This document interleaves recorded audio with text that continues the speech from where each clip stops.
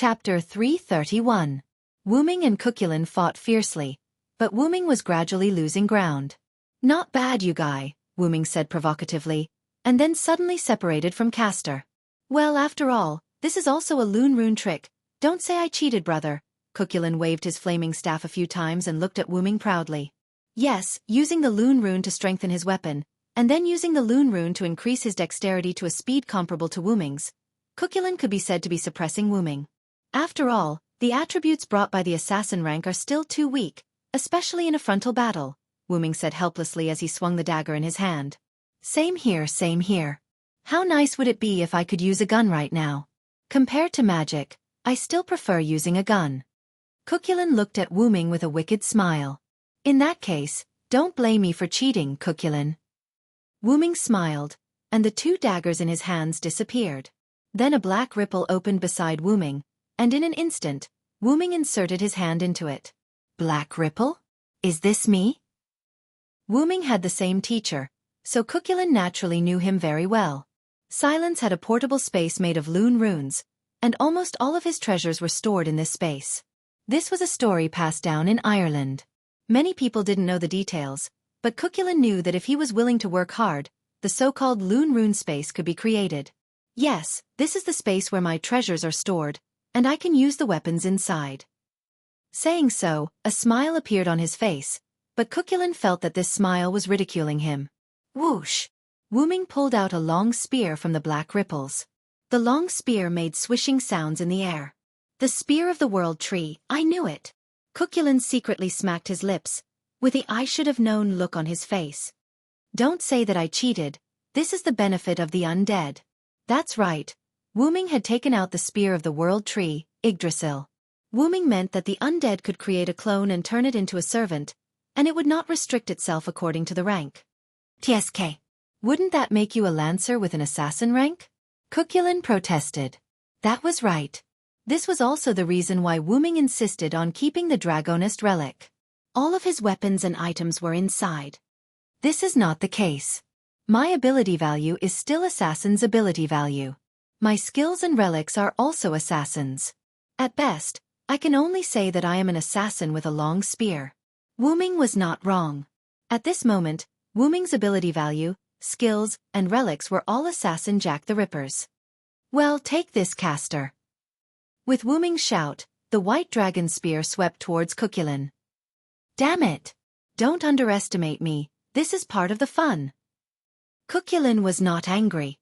Instead, he was delighted. He waved his flaming staff and met the swimming dragon spear. At this time, countless explosions were heard, and the storm caused by the explosions stopped both of them. While Cuculin and Wuming were fighting, Rider, Lancer, and Berserker were fighting. At this moment, Rider was standing on a small giant elephant. Countless skeletons poured out of the ground and swept towards Lancer and Berserker.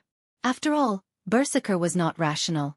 Even if his attributes were quite good, Berserker only cared about the countless skeletons in front of him. However, each of the skeletons could be restored after being broken apart. Rider stood on the giant bone elephant, looked at Berserker indifferently, shook his head, and then looked at Lancer. After all, Lancer was also unable to fight against 4 hands with 2 fists. In the face of the skeleton army that appeared almost all the time, Lancer was also barely able to resist. Enosaka Residence. As Enosaka Residence was not far from the beach, Toshimi Enosaka did not need to go there. Instead, he released his familiar to watch Rider's battle on the beach at home. Yen Fengqi stood respectfully beside Toshimi Enosaka and also released his familiar to observe. Chili, you have a lot of doubts, right? Toshimi Enosaka asked elegantly. Yes, sensei. That king is also here. Are you so assured to let Rider cause trouble? Yen Fengqi said. That is a king. He has self-respect. Don't worry, Chili. If anything happens, I will use the command spell to summon Rider back. Also, don't underestimate Rider. He is an existence that can be compared to the Conqueror King. Although he is not Archer's opponent, the Holy Grail War is not only a test of servants, but also a battle between magicians. Yen Fengqi Enosaka understood Toshimi Enosaka's words. Then, sensei, I will go and prepare. How about it? Yen Fengqi Enosaka asked respectfully. Okay, go. Yen Fengqi and Osaka nodded and left. After Yen Fengqi and Osaka left, Toshimi and Osaka's face was gloomy. The reason he let Ryder go was because Ryder was almost abandoned by Toshimi and Osaka. After all, in front of the king, all servants were ants. The only way was to make a move on the master. I want to see who can summon him before me. I, Toshimi and Osaka, will not be merciful to such a nameless person. However, if Toshimi and Osaka knew that Archer's master was assassin, who knows how happy he would be. Back on the battlefield, Ryder looked at Lancer. In his perception, all the soldiers that were hit by Lancer were unable to recover. A weapon that can restrain immortality? Ryder looked at Lancer's scythe and said. His soldiers all had strong immortality and indestructibility. The only disadvantage was that they could be restrained by weapons or attributes that could restrain immortality. It seems that you are not a simple person, Lancer. Ryder commented. But, don't think that my soldiers are too simple. With that said, the soldiers that attacked Lancer began to change. All the soldiers that were about to be hit by Lancer's scythe split themselves along the incision of the scythe and then instantly reformed. Lancer's scythe went through them. Lancer was shocked by the strange scene and was attacked by the reorganized soldiers. Bang! Lancer was heavily hit and flew out. Every soldier was the best of the best. Their strength was generally at the strength of a C class, and some had even reached B class. Lancer quickly got up and rubbed his stomach. He looked at the soldiers that had surrounded him with a complicated expression. Then, all of you will turn into stone, Lancer said faintly. He then put his hand on his hat and was about to take off his hood. At this time, countless explosions were heard. Ryder and Lancer both looked at the place where the explosions occurred. Berserker was the only one who was still attacking the skeleton soldiers. Chapter 332. Artoria and Gilgamesh were glaring at each other. Even when the others had started fighting, they were still glaring at each other. How vile. This king thought you were a clown. I didn't expect you to be a thief. Do you really want to steal this king's possession, teacher, so badly? Gilgamesh said arrogantly. I don't know where you got that conclusion from, but he is my possession, knight. This will never change. You, on the other hand, are a king? Don't you dare tell me your real name? Artoria sneered at Gilgamesh. Humph. You call yourself king in front of this king. You want to steal this king's possession in front of him. You don't know this king's name in front of this king. You don't deserve to live anymore, Saber. Gilgamesh waved his hand, and several golden ripples appeared behind Gilgamesh. A few relics extended and attacked Artoria. However, bam, bam, bam, bam, bam. Artoria swung the blackened Excalibur and deflected the treasures that were flying toward her. Are they all relics? No wonder you dare to talk nonsense here. Artoria looked at the weapons that were deflected to the side and said in shock. Now you know how powerful this king is. However, this won't change your death. Saber, disappear under my attack. Gilgamesh waved his hand again. This time, dozens of golden ripples appeared behind Gilgamesh.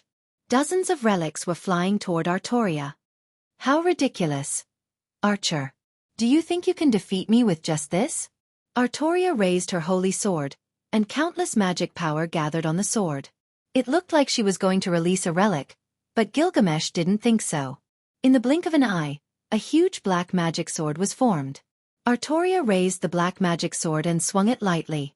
The treasures that were flying towards Artoria were all knocked away. You condensed your noble relic on the sword and didn't use it? Well done. Saber. It would be too boring if you just left like that. Gilgamesh could tell the truth about the Mana Great Sword at a glance. When Wu Ming used his sword, he liked to condense his relic on his sword and not release it. He used it as a giant sword. Well, Artoria learned it from Wu Ming. However, Gilgamesh knew that it was Wu Ming's trick. Therefore, he was even more annoyed when Artoria said that she was his possession. Didn't that prove that they were related? Artoria, on the other hand, did not respond to Gilgamesh's compliment. If that's all you've got, I advise you to return to the Valhalla as soon as possible. In the face of Artoria's ridicule, Gilgamesh was already annoyed by the relationship between Wu Ming and Artoria. Like a fuse, Gilgamesh was furious again. Very well, thief, you've completely angered me. Gilgamesh waved his hands, and his huge chest swayed, which made Artoria a little annoyed. In an instant, countless golden ripples appeared behind Gilgamesh. If one really wanted to count, there were at least hundreds of them. Go to hell, mongrel. Hundreds of relics that were grade B and above bombarded Artoria's place. As the name implied, the beach of Winterwood City was destroyed. The bombardment also affected the other servants. Wuming, Cuculin, Ryder, and Lancer all stopped what they were doing and looked over. These are all treasures. As a king, Ryder could naturally recognize the objects that were being bombarded indiscriminately.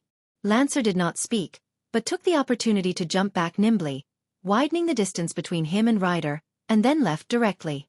If the 7 servants really fought, Sakura Madu might be affected.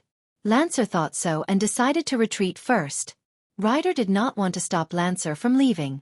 He just glanced at Sakura Madu's place and no longer paid attention to it. He, who had summoned countless soldiers, had already found Sakura Madu's position. However, due to his dignity as a king, Ryder did not attack Sakura Madu. My king, retreat first. There's no need to show your cards here. Toshiomi Enosaka's voice came into Ryder's ears. Yes, I know. Then, the soldiers and the giant elephant beside Ryder sank into the ground and disappeared. Ryder, on the other hand, turned into a spirit and left. On the other side.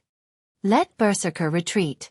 Amiya Kiritsugu said to Kuyu Meimi on the other side of the communicator. Yes, Kiritsugu. Later Berserker, who was preparing to attack Gilgamesh because he could not find the target, stopped and jumped away from the beach. On the other side of Wuming. Caster, it's time to retreat. Kenneth's voice came. Yes, I'll go now, master. Cuculin said rather unhappily. That's not like you. Wuming looked at Cuculin. I can't help it. I'm a caster now. Compared to fighting, I want to guide my master to the right path. Cuculin smiled. After becoming a caster, Cuculin's fighting heart also calmed down. If he did not meet Wuming, he was afraid that Cuculin would really fight as a caster. But listening to your voice, your master is not the kind of guy who can be guided by you. Wuming didn't attack, but put the gun in his hand into the black ripples. Well, you're right, but since master asked me to leave, then that's it. Next time, let's fight to the death. After saying that, Cuculin turned into a spirit and left. The reason why Wuming didn't fight with Cuculin was not that he didn't want to continue to fight with Cuculin, nor was it that the gunman's mind was in a mess. It was because Artoria and Gilgamesh were both disciples that Wuming cared about. Wuming wouldn't allow them to kill each other. Thinking so, Wuming went to the place where the explosion had already ended and produced countless smoke and dust. At this moment Artoria, who was in the center of the explosion, was wrapped in a large amount of black magic fog, as if she was a servant incarnate. Enough magic turned into a magic fog to offset Gilgamesh's noble phantasms. Then, Artoria waved the Excalibur, and a huge magic impact dispersed the smoke and dust caused by the explosion. You're quite capable, Saber. You formed a magic defense to offset the explosion caused by my noble phantasms. Although Gilgamesh said so, he was already wary of Artoria. How much magic did she have to be able to defend against the explosion of so many noble phantasms? Anyway, Gilgamesh knew that it was impossible for him to do it. The magic required was too great, unless he had the Holy Grail. Since your attack is over, it's my turn. Artoria said, raising the Excalibur in her hand, and more magic gathered on the holy sword than before. Is this guy's magic infinite? Gilgamesh frowned. Then, the golden ripples behind him opened. However, this time, what appeared in the golden ripples was no longer a weapon, but a defensive gear. At this time, 2 chains suddenly appeared behind Gilgamesh and Artoria, entangling them. Okay, enough is enough. Wuming's voice came.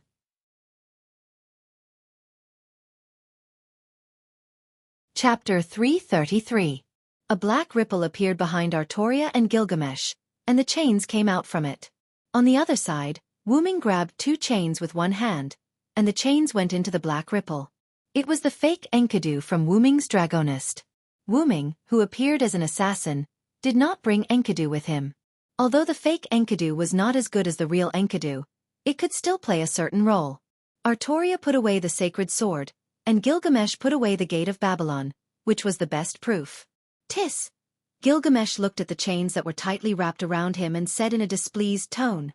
Of course, she could tell that this was her friend's avatar, and it was fake. Gilgamesh hated fake avatars the most. Artoria, on the other hand, did not say anything. This fake chain was made with the original Enkidu, so it only kept its special attack mode against divinity, which was why Gilgamesh was wrapped around by the chain. Artoria, on the other hand, had the red dragon blood in her veins. The chain was nothing more than a sturdy chain. Wu-Ming walked between the two and looked at them. Sit down and talk. After all, both of you are my disciples. As soon as Wu-Ming said that, Artoria and Gilgamesh were shocked and looked at each other in disbelief. Wu-Ming, who had almost guessed the result, could only smile awkwardly. The next day, in the small mansion that Wu-Ming bought, Gilgamesh was sitting on his personal chair, looking angry, while Wu-Ming was reading the newspaper in a relaxed manner. A natural gas explosion near the beach in Winterwood City. Why is it always a natural gas explosion? Wu-Ming laughed. At the same time, Wu-Ming looked at Gilgamesh. Since Gilgamesh came back yesterday, Gilgamesh had been throwing a tantrum. Well, a girl throwing a tantrum. If the male version of Gilgamesh was here, Wu-Ming would have slapped him a long time ago. Therefore, girls needed to be coaxed, even if they were his disciples. Is Gilgamesh still angry? Wu-Ming asked softly. Gilgamesh did not say anything. He crossed his arms and closed his eyes. But Wu-Ming could understand. First, he hid the fact that Artoria was Wu-Ming's disciple, deceit. Then he used Gilgamesh's friend against Gilgamesh, insult, and even defended Artoria, from Gilgamesh's point of view. All kinds of signs caused Gilgamesh to be angry, which was understandable. I didn't mean to hide it deliberately. After all, I have experienced too many things. If you told me everything, I would be very busy. As Gilgamesh's teacher, Wu-Ming could naturally see what Gilgamesh was upset about. Then, Wu-Ming continued. And the reason why you used Enkidu was because you were too disobedient. Wu-Ming suddenly became strict. Gilgamesh was slightly moved, but he still kept silent. Only his eyes opened. Do you remember our purpose? It's not the Holy Grail War, but to investigate the source of the black mud. It's not wrong for you to blindly go to war with the servants, but there must be a limit to everything. You are easily angered. Wu-Ming gently taught Gilgamesh, as if they had returned to the past. As for letting Artoria go, that's because Artoria must be related to our target this time. You know, we should cast a long line to catch a big fish. Wu-Ming advised earnestly, hoping that Gilgamesh could accept it. Humph! Even so, it can't make this king calm down. Although Gilgamesh said that, Wu-Ming, who knew her well, knew that her anger had mostly dissipated. A Uruk Hyunryong feast. Wu-Ming said the name of a set of dishes. Because Wu-Ming was a good cook in Uruk, the set of dishes was once famous in Uruk and even in Babylonia. Therefore, almost everyone who tasted it said that if they could eat it again, they would dare to go to hell, which was enough to show Wu-Ming's superb cooking. Gilgamesh swallowed, thought for a moment, and said, Deal. Wu-Ming showed a victorious smile. Yuanzong Mountain. Wu-Ming came here and was ready to check the Great Holy Grail again. Is there another source of the black mud? Walking on the way to the Great Holy Grail, Wu-Ming thought. After all, the black mud inside the Great Holy Grail was the evil of this world, and as long as there were humans, there was still a source of evil, then the evil of this world would not go extinct.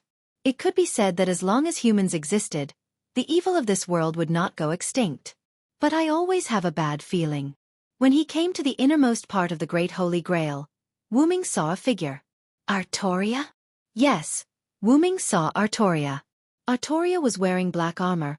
Her hands were on the sword inserted in the ground, as if waiting for something. What's going on? Artoria.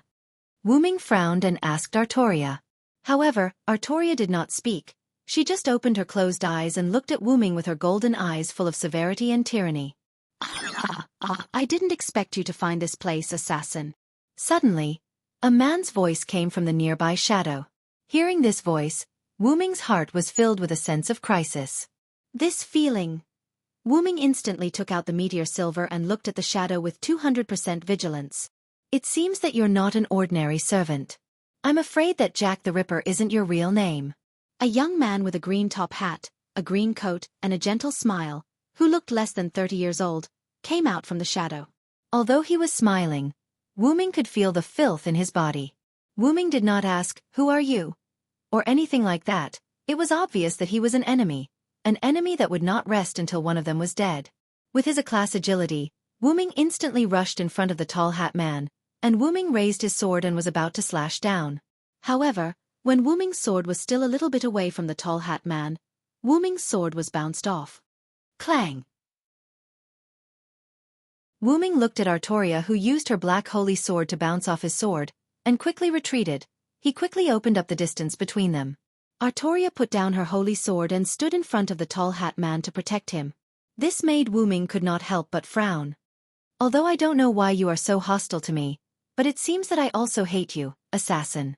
The tall hat man continued to smile as if nothing had happened. Let me introduce myself first. I am Rafe Lionel Florence. Nice to meet you, assassin.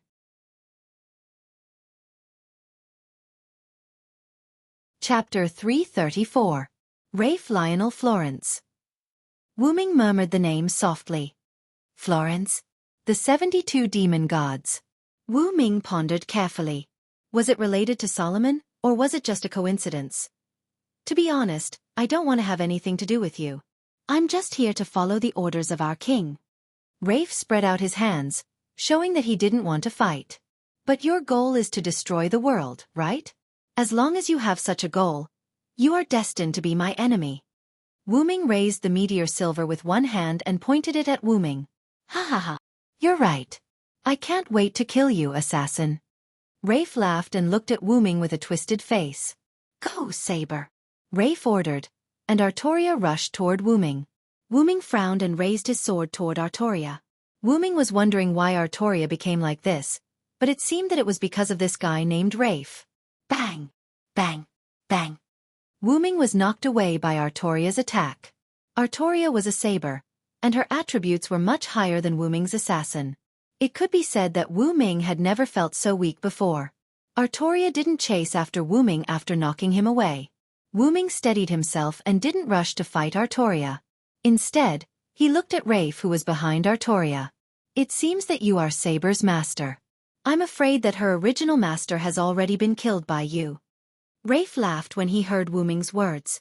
As expected of you. I knew it. You can't be an ordinary person if you make me feel like I have to kill you. Rafe covered his face with one hand, and his voice came from under his palm. Then, Lev removed his hand from his face and looked at Wu Ming with his twisted eyes. You're right. I've already taken back Saber's master. Recycling? Wu Ming was a little puzzled, but he did not show it on his face. Lev did not know what Wu Ming was thinking, nor did he want to know. Instead, he pointed at Artoria.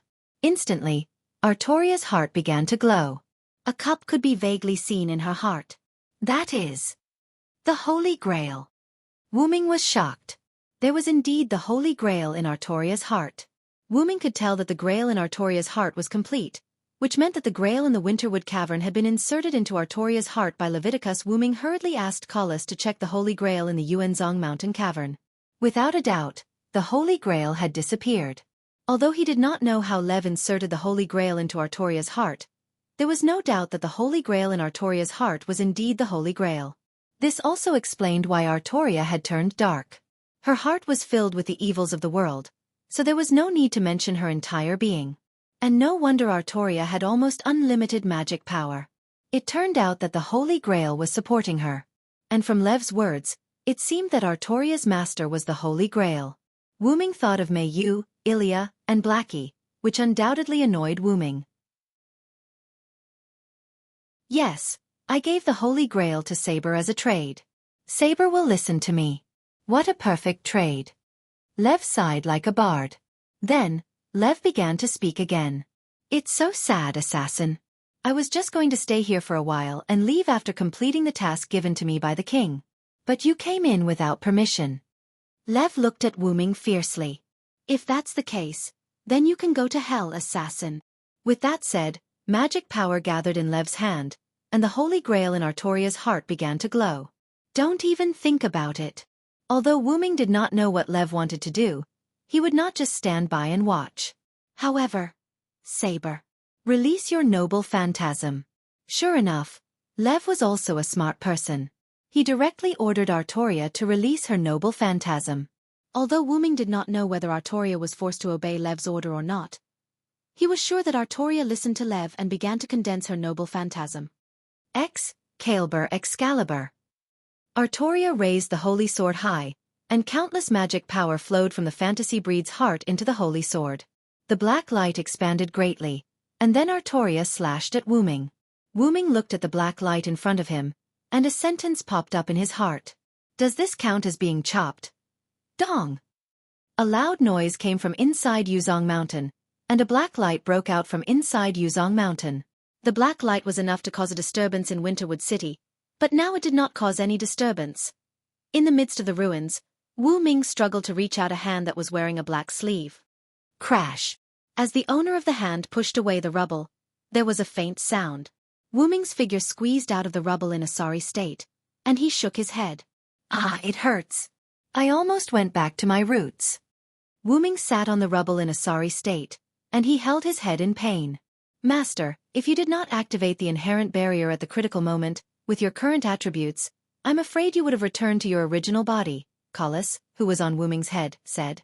Although Wu Ming's body was quite broken, the top hat had always been clean. Well. After all, who knew that Artoria could release her noble phantasm in an instant? Wu Ming laughed. That was right. Logically speaking, the light cannon noble phantasm needed a short time to charge, and without charging, the power of the light cannon noble phantasm was not enough to be compared with a noble phantasm. As for Artoria's instantaneous noble phantasm, it should be a convenience given to her by the Great Holy Grail. Fortunately, Jack's noble phantasm is useful, or else I would be dead. The moment Artoria released her noble phantasm, Wu Ming activated the inherent barrier, Dark Mist. Although he succeeded in pulling himself into the inherent barrier, he was still sent flying by Artoria. Therefore, even though Wu Ming looked rather wretched, his foundation was not damaged much. After using magic to repair his body, Wu Ming began to pay attention to his surroundings. Looking at the burning streets around him, Wu Ming frowned. I remember that I was sent flying in the direction of Winterwood City, and the burning here does not seem to be caused by me falling. Wu Ming looked at the burning Dongmu City, and felt a sense of uneasiness as he felt the extremely turbid aura. Then, Wu Ming jumped onto a tall building that was almost completely burned. Looking around, the entire Winterwood City had turned into a sea of fire.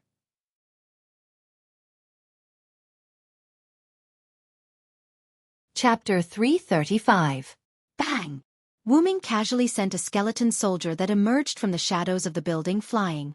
He continued to investigate the surrounding situation. So far, there are no ordinary people in the entire Winterwood City. Did they disappear into thin air?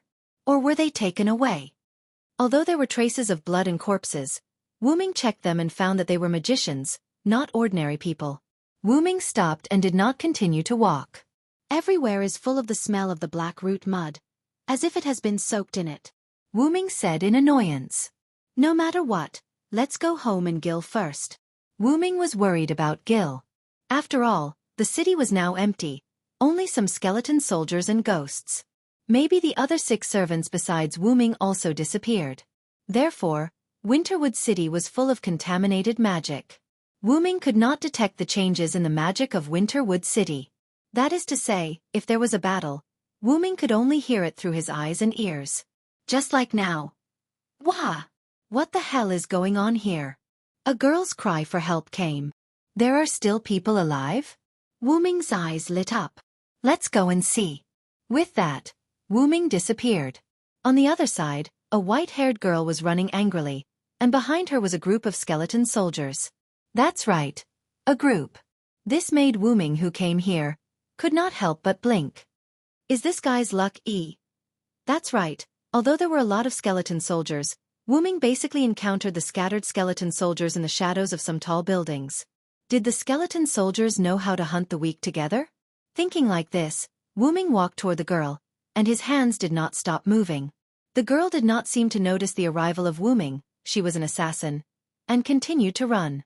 However, as often happens in melodramatic plots, the girl tripped, Damn it, don't underestimate me, I'm the master of Animus. As if going crazy, the girl raised her hands. Of course, she was not surrendering, but she was going to use magic to attack. Gander! The white-haired girl raised one of her hands and extended her index finger. She then placed her other hand on the hand that had extended her index finger, and a magic array appeared in front of her index finger. A yellow magic bullet shot from the magic circle and hit a skeleton soldier, and the skeleton soldier disappeared in an instant. Is it a Nordic curse magic? Wu Ming said calmly. This kind of magic was originally a curse that could reduce people's physical ability. If it was serious, it could even kill people, but if there was enough magic power, it could also turn it into a magic bullet. This girl seemed to be a first-class magician. However, for the skeleton soldiers, it was not enough to make them feel the danger. The rest of the skeleton soldiers rushed toward the white-haired girl. Don't underestimate me. The girl continued to shoot Gander, but it could only kill a few skeleton soldiers. At this time, the girl found that there was a skeleton soldier on the electric pole behind her. The girl turned her head and looked at the demonic skeleton. Gander! The girl panicked and shot magic bullets at the skeleton soldier, but because of the panic, the magic bullets fired by the girl were a little off target, and the skeleton soldier dodged them easily. Facing the skeleton soldiers that fell from the sky, the girl was completely panicked. The girl held her head in fear and closed her eyes in despair. Someone save me. Lev. Klala? Accompanied by the sound of something falling to the ground, the girl found that the expected attack did not come, and even the sound of the skeleton soldiers in front of her disappeared. Huh! The girl slowly opened her eyes and looked at the skeleton soldier behind her. She saw that the skeleton soldier that had just attacked the girl had been divided into 13 pieces like a work of art and scattered on the ground. Then, the girl looked at the skeleton soldiers in front of her. All of them were still. A young man wearing a black trench coat, a black top hat, and his hands in his pockets slowly walked out of the skeleton soldiers. Klala! All the skeleton soldiers turned into pieces and scattered on the ground, making a sound. The young girl was startled, and her body shrank back. The young man took off his top hat and made a noble salute to the girl. Although I'm sorry, I'm not the Lev you want, but I can still save you, lady. The girl looked at the young man in front of her blankly and did not speak. On the other side, Cuculin and a rather naked man were fighting. The man wielded a spiral sword and attacked Cuculin, who was holding a magic staff, repeatedly. What's wrong, Cuculin? Can't you fight after becoming a caster? The man continued to attack Cuculin with a smile on his face. Damn it! Since you're mocking me, then take this, Fergus. Cuculin smiled bitterly, then pointed his staff at the man named Fergus. The Loon Rune appeared under the man's feet, and then there was a big explosion. Boom! Cuculin took advantage of the impact of the big explosion to open up the distance and stood firmly in the distance. Whoosh! Fergus waved the spiral sword in his hand, and the smoke caused by the big explosion dissipated. Then he put the spiral sword on his shoulder. You're really worthy of being called a Loon Rune while fighting. You've become a caster. Your brain is also good. Fergus continued to smile and looked at Cuculin. Well, I'm also a caster. And where did you come from? There are only 7 casters in the Holy Grail War. Fergus McRoy. Cuculin looked serious. Since Cuculin and the other 7 casters retreated, the next night, Cuculin's spirit body stayed in the Winterwood Hotel. Suddenly, he could not sense his master. Cuculin quickly looked for his master, but there was no one in the Winterwood Hotel. Outside the hotel, Cuculin found that the whole Winterwood city had turned into a sea of fire, and he himself, even without his master, felt the lack of magic power. There was no doubt that the Great Holy Grail had provided him with magic power. Then, Fergus came to the door. I don't remember there being 2 sabers in the Holy Grail War. Where's the Night King? Cuculin looked at Fergus seriously. Well, I'm not very clear here. I only know that my master used the Holy Grail to resummon 7 casters and let us kill all the survivors in the city, including the servants. Fergus shrugged and said indifferently. However, it seems that there are not many living people in this city. I sensed the aura of a servant, so I came here. I didn't expect it to be you, Cuculin. Cuculin was shocked by Fergus' words.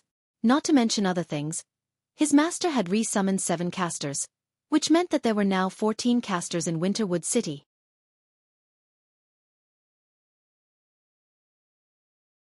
Chapter 336.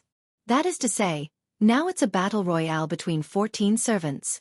No, it should be 7 servants versus 7 servants. Cuculin laughed maniacally. Well, you're not wrong to say that, but I think it's more like the 7 servants on my side are killing the rest of the servants. Fergus said arrogantly with a smile on his face. Since you're going to leave, I'll tell you, Cuculin.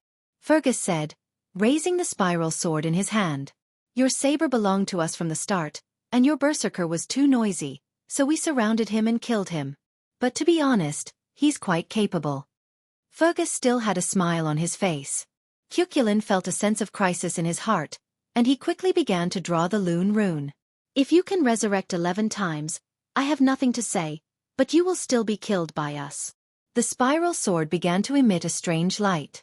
Cuculin, who was familiar with Fergus, knew that it was the precursor of Fergus's noble phantasm. Goodbye, my adopted son and friend, Cuculin. After that, Fergus waved the shining spiral sword in his hand. Caladbalg. With the release of the noble phantasm, a rainbow-like brilliance covered Cuculin. Boom! The huge impact brought smoke and dust that covered the sky. So, who's next? Fergus said, carrying the released spiral sword and leaving the Winterwood Hotel. When the smoke and dust dissipated, several high-rise buildings, including the Winterwood Hotel, turned into ruins, as if witnessing the end of the hero Cuculin, and as if symbolizing the bravery of the hero Fergus, lying there quietly. On the other side, Wuming and the white-haired girl walked side by side on the burning abandoned road. The collapse of the Winterwood Hotel and the series of explosions naturally attracted the attention of Wuming and the white-haired girl. Wuming frowned and looked in that direction. Cuculin, is that you? What happened over there? Assassin, do you know something? The white-haired girl said rather angrily. Maybe it was a fight between servants. Who knows? Wuming shrugged and did not say anything. The white-haired girl resisted the urge to curse and touched the necklace around her neck. She didn't say anything and instead smiled happily. It's time to go, Olga. There's still a long way to go to our destination, Wuming said, walking ahead. Humph. I got it. Also, I'm your master. Can't you just listen to me for once? The girl named Olga didn't say anything in the end. She obediently followed Wuming and complained. Yes, a master who doesn't have the ability to master. You assassin. Wuming could not help but smile. After Wuming saved the girl, he generously admitted his identity as the masterless assassin. The girl also told him her name, Olga Marie Animusfia. It sounded like a noble name. Wuming vaguely remembered this surname when he went to the clock tower. In that case, let's work together. Then he made a suggestion. Wuming meant to let the girl named Olga Marie be his temporary master. Of course, this didn't mean that Wuming couldn't do without a master, because Wuming was directly summoned by the Great Holy Grail. No, it should be said that Wuming's main body was summoned by the Great Holy Grail. In fact, it was Wuming's main body that was summoned by the Great Holy Grail. Of course, on the other hand, Wuming was not interested in Olga Marie or anything like that. It was because Olga Marie's previous words made Wuming quite interested. Who can save me, Rafe? At that time, Olga Marie did shout that. And Wuming had seen the owner of this name not long ago. Well, and he was tricked. Wuming intuitively felt that Olga Marie and Rafe must be related. But Olga Marie didn't look like a big villain. Therefore, Wuming was very curious about where Rafe, Olga Marie, and the others came from. There was no doubt that Rafe was not from this world, and Olga Marie was full of puzzles. Wuming was a magician who explored the whole Winterwood City. At that time, there was no Olga Marie, and no one entered Winterwood City these days. And the most important thing was that Olga Marie was dead. Yes, Wuming could perceive that Olga Marie was a ghost existence, similar to the existence of a servant. But it seemed that Olga Marie didn't know that she was dead, and still thought that she was a human, still alive. For various reasons, Wuming proposed to establish a contract with Olga Marie. I refuse. Of course, Olga Marie with a sad and angry face refused Wuming. Wuming certainly knew why Olga Marie refused. As before, Wuming and Olga Marie joked that there was no master talent. Olga Marie was a first-class magician, but he didn't know why Olga Marie didn't have a master talent, not even a little bit. First-class magicians didn't have a master talent, which was undoubtedly interesting. However, who was Wu Ming? For this kind of situation, Wu Ming prepared a tool very early. Wu Ming took out a necklace from the black ripples. This was a necklace that Wu Ming made according to the technology of the Yucca family. When Wu Ming threw the necklace to Olga Marie and explained the situation, Olga Marie was in a daze for a while, and then happily put on the necklace and established a magic channel with Wu Ming. The necklace had a technique that could connect the wearer and the contract servant. Although it only provided magic and there was no command curse, it could be regarded as half a master. This was the technology of the Yucca family to let the cyborgs provide magic to the servants. The cyborgs provided magic, the master managed the servants, gave orders, fought, and used command curses. It could be said that it didn't consume the master's magic at all. In order to establish a master-servant contract with Olga Marie, Wu Ming came up with a stupid way. Only in this way, Wu Ming and Olga Marie didn't completely trust each other. After all, Olga Marie was a magician, she should be cautious, which she did well.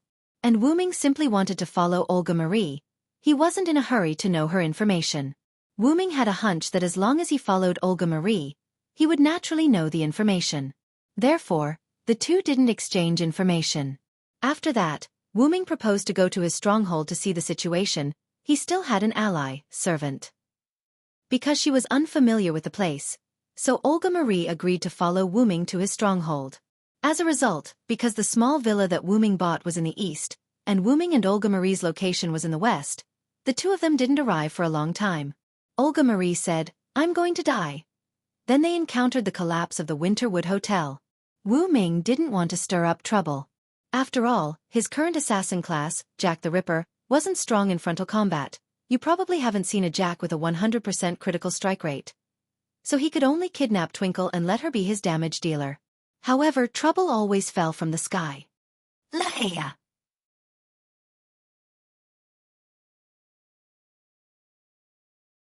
Chapter 337. Lahia. Accompanied by an inexplicable roar, a black creature with black smoke all over its body charged out of nowhere. The opponent was undoubtedly a servant. Wu Ming could feel it at such a close distance, and it seemed to be a berserker. What's going on? Isn't Berserker Hercules? Wu Ming frowned. Later, Wu Ming observed that Berserker seemed to rush out from the collapsed Winterwood Hotel, which meant that the opponent was previously under the hotel. The opponent's whole body was black, and he could tell that it was an African. Wu Ming thought so. However, it was lucky. Laia. The black mass roared and rushed toward Wu Ming. That's right, it rushed toward Wu Ming, ignoring Olga Marie. Wu Ming could feel that the opponent was targeting him. Olga, hide. It's a servant. Wu Ming said seriously to Olga Marie behind him. Olga Marie quickly found a ruin to hide. Berserker picked up a telephone pole from the side of the road, jumped up and slammed it toward Wu Ming. Boom! The ground was directly smashed, and large pieces of stone flew up. Woo-woo! Olga Marie covered her head and hid behind the ruins, whimpering.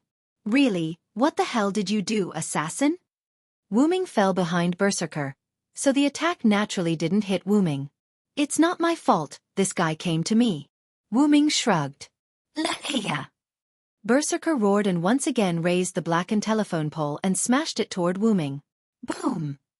The ground was smashed again. This guy's agility is at least A rank. Wu Ming frowned. Wu Ming almost couldn't dodge the attack. But I'm an assassin. If you expect an assassin to fight a berserker, perhaps only the ancestor of the assassin, the legendary first Hassan, could do that. If that's the case. Wu Ming narrowed his eyes. Lahia. Berserker madly rushed toward Wu Ming. With Berserker's current speed, Wu Ming was in danger. The mist, dark mist city. Along with Wu Ming's noble phantasm, countless smoke exploded and engulfed Berserker, forcing Berserker was forced to stop. The smoke enveloped an area of 100 meters with Wu Ming as the center. Then, the smoke disappeared, revealing Wu Ming's figure and Berserker's disappearance. Olga Marie put out her head when there was no more noise. Did you kill that berserker? Olga Marie was in disbelief. The smoke also covered her, so Olga Marie couldn't see anything and couldn't hear anything clearly, so she didn't know what happened. Of course not. I just trapped that berserker in an enchantment. Let's go, he'll come out soon. That's right, Jack the Ripper's enchantment, the mist. It was the spirit storm that recreated London in the 19th century. It was also the reason why Jack the Ripper could spread fog and use fog. Enchantment. Enchantment? Olga Marie was obviously shocked. After all, for a magician, an enchantment was the highest level of magic. Don't be so surprised. My enchantment is cursed. It's not a good thing. Wu Ming shook his head, then took the lead and began to move toward the stronghold. After that, Olga Marie didn't ask any more questions. After all, Olga Marie was just a fake master who provided magic, so she couldn't see the attributes of the servant. Well, my situation is a bit complicated. I can't explain it in a short time. You can call me Jack or Assassin. After all, we're just partners. Wu Ming said at that time. Jack. Assassin. Olga Marie thought carefully. Hey. If you don't follow me, I'm leaving. Wait a minute. After walking for a while, Olga Marie really couldn't walk anymore, so Wu Ming took Olga Marie to a store to settle down. Although most of the buildings were destroyed and burned, there were still some buildings that weren't completely destroyed. Like this small store, there was some edible food in it. Here, Wu Ming said, throwing a bread to Olga Marie. This is. Olga Marie looked at the old goods, slightly nostalgic. It's still in the packaging. It's still edible. Wu Ming continued to organize the edible food, one by one, putting it into the black ripple. Olga Marie ate in small bites, looking at Wu Ming's black ripple. Is this an independent space? Olga Marie asked. Yes, because I cheated a little. I let the assassin rank have the noble phantoms of other ranks. Wu Ming smiled a little awkwardly. Wait. You can cheat? Olga Marie heard that for the first time. She couldn't stay calm. Didn't I say after all I'm special? Wu Ming just said to Olga Marie's surprise. Then, after organizing the edible food, Wu Ming walked to the door. I'll go out and check the situation. You stay here and don't run around. Wu Ming said. What? You make it sound like I like to run around. Olga Marie retorted Wu Ming, but Wu Ming just pretended not to hear. I also need to clear my mind, you should go. Olga Marie said in disgust. Wu Ming shrugged and didn't say anything. Wu Ming released his mana, propelling himself to fly up and directly arrived at the roof of a tall building. From the height of this building, he could almost overlook the entire Winterwood City. Standing on the roof, Wu Ming looked at Winterwood City. He could vaguely see that there were battles in Winterwood City, and there were more than one. There weren't many battles that could cause large-scale explosions, and Wu Ming could vaguely sense a small battle.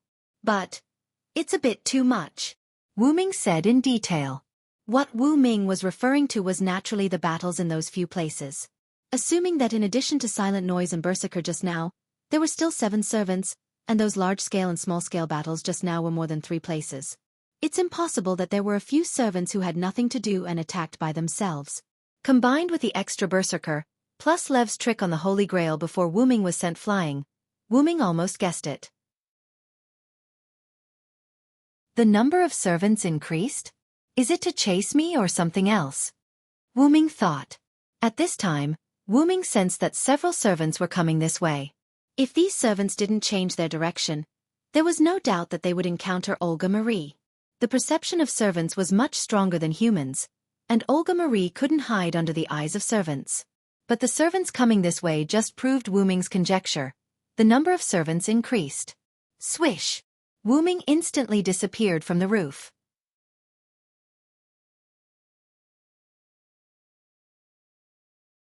Chapter 338. On the abandoned and burning street, 2 figures were running. One of the figures was wearing a rather revealing purple tights, and some parts of the body were covered with armor. One of the figures was holding a 2-meter-high shield with a cross on the outside, and the other hand was holding a girl. Needless to say, she was a servant. The girl had short, orange-red hair that was tied into a single ponytail. She wore a simple white top with black straps around her chest and abdomen. There was a black belt around her waist. She wore a short black skirt, black stockings, and white boots. Although it looked like work clothes from somewhere, it looked extremely beautiful on the girl. The girl with short orange hair had 3 red marks on the back of her right hand, which formed a shield.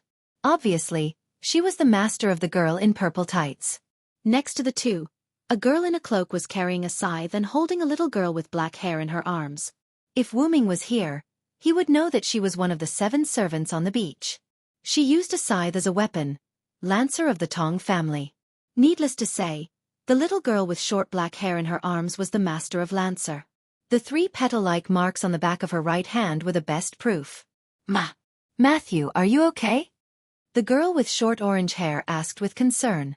She seemed to feel guilty for letting the younger generation carry her. It's okay, Senpai.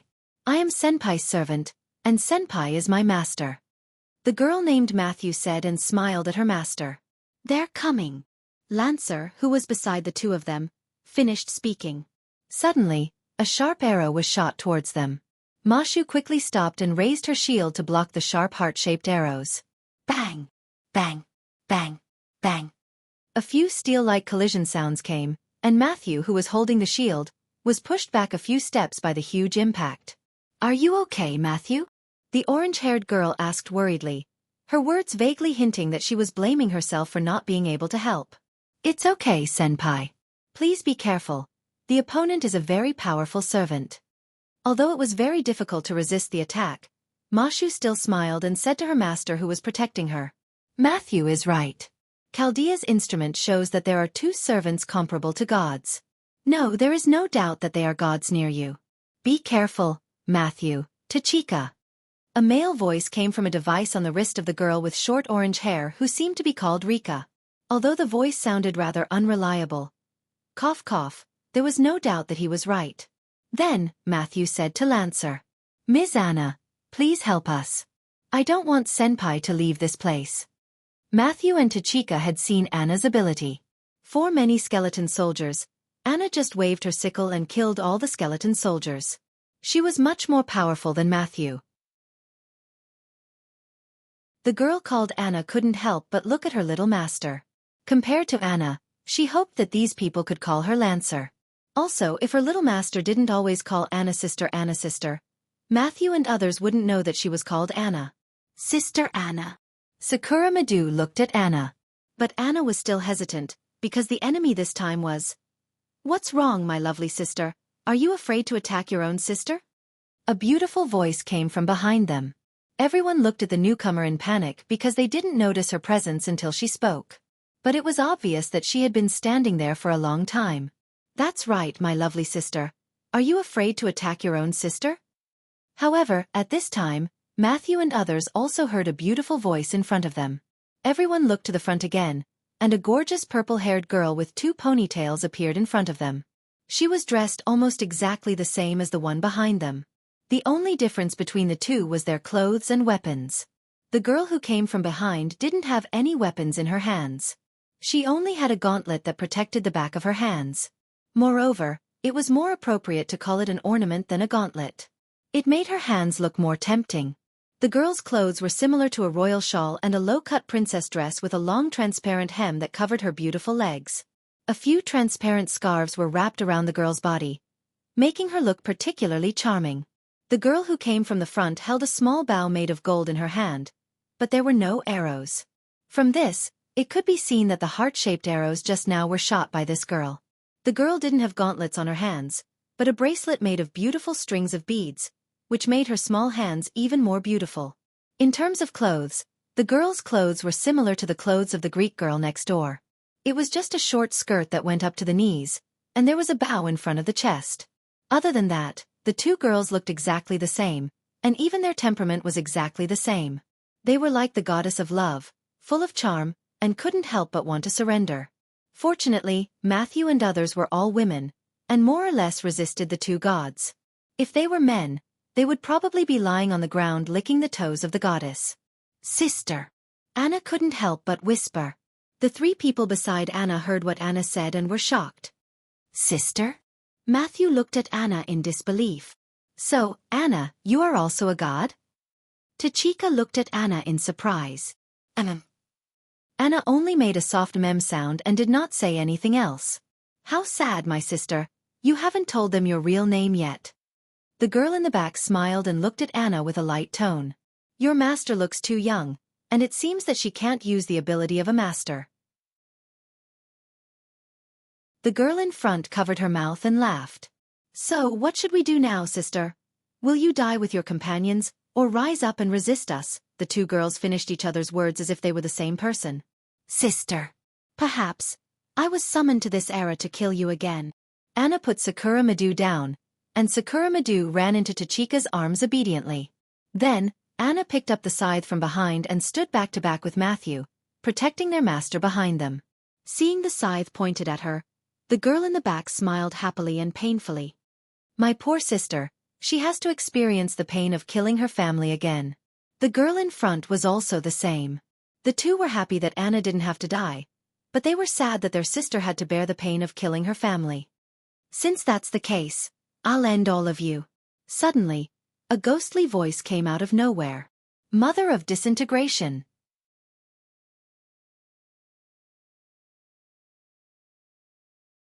Chapter 339.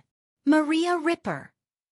After the activation of the relic's true name, a thick fog engulfed everyone.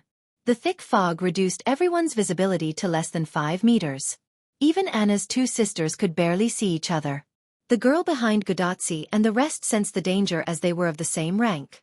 She quickly warned her sisters. You Uriali. Be careful. However, sigh. The girl named Uriali in front of Godotsi, and the rest was a little dazed as she let out a doubtful voice. A silhouette appeared behind her. It was a black leather windbreaker, a black top hat, and black leather shoes. Everything was black except for the 2 red glows where his eyes were. It was extremely horrifying. What a pity, Gorgon's goddess. You're really unlucky, said the black silhouette. After all, I exist for women. The black silhouette revealed his face. It was Wu Ming. After Wu Ming finished speaking, Uriali's vision turned black and she fell. Sister! Anna shouted in worry. She raised her scythe and looked at Wu Ming with hostility. Wu Ming hugged the girl who fell and looked at everyone with a smile. Ignoring Anna who was looking at him with hostility, Wu Ming looked at the goddess behind Godotsi and the rest. Then there's only you, goddess Stheno. Stheno? Matthew said in surprise. He was obviously shocked by the name. Stheno frowned and immediately turned around to leave. Although she was a goddess, Stheno knew that she did not have much combat power. The reason why the two servants Anna and Matthew were forced to flee with their masters was that Matthew was too weak, and Anna did not want to fight with her two sisters, which led to the scene where the 4 of them were besieged by Stheno and Uriali. Moreover, when Anna picked up her scythe and was ready to fight, Stheno and Uriali were sad that their sister was going to kill her sister again.